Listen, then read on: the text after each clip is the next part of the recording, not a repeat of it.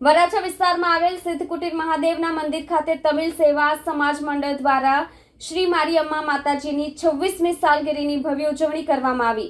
આ પાવન પ્રસંગે મોટી સંખ્યામાં તમિલ સમાજના ભક્તો ભક્તિભાવપૂર્વક ઉમટી પડ્યા હતા। વરાછા વિસ્તારની સંસ્કૃતિમયમાં છેલ્લા 26 વર્ષથી સતત ઉજવાતી આવી રહી છે એક અનોખી અને ભવ્ય ઉજવણી શ્રી મારીઅમ્મા માતાજીની સાલગીરી। આ પાવન પ્રસંગે તમિલ સેવા સમાજ મંડળ દ્વારા સિદ્ધકુટીર મહાદેવના મંદિર ખાતે ખાસ કાર્યક્રમોનું આયોજન કરવામાં આવે છે, જેમાં મોટી સંખ્યામાં તમિલ સમાજના ભક્તો ઉત્સાહપૂર્વક ભાગ લે છે।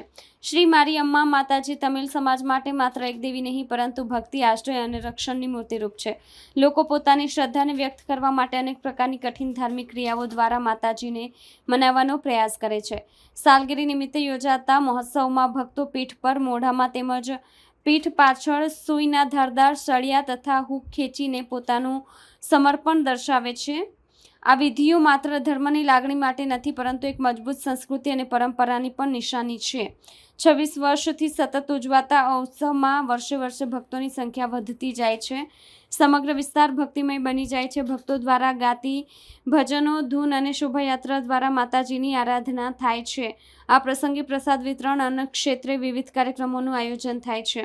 તમિલ સમાજના વડીલોથી લઈને યુવા વર્ગ સુધીના તમામ લોકો ઉજવણીમાં સહભાગી બને છે અને કહે છે કે શ્રદ્ધાથી જે માંગશો તે માતાજી જરૂર પૂરું કરે છે, કારણ કે તેમાં શ્રદ્ધા, તપશ્ચર્યા અને ભક્તિનું ઊંડાણ છે।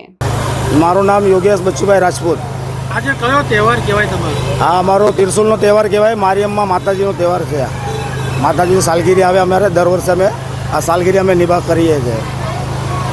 આની શું વિશેષતા છે આ તહેવાર? વિશેષતામાં એવું છે કે ભક્તો માનતા લે કે મારી આ ઈચ્છા પૂરી થઈ જાય આટલા દિવસોમાં, તો હું રિક્ષા ખેંચીશ કે 4 વ્હીલ ખેંચીશ, પાછળ હૂક લગાવું, ત્રિશુલ કરું, એ રીતના ભક્તો માનતા પૂરી કરે।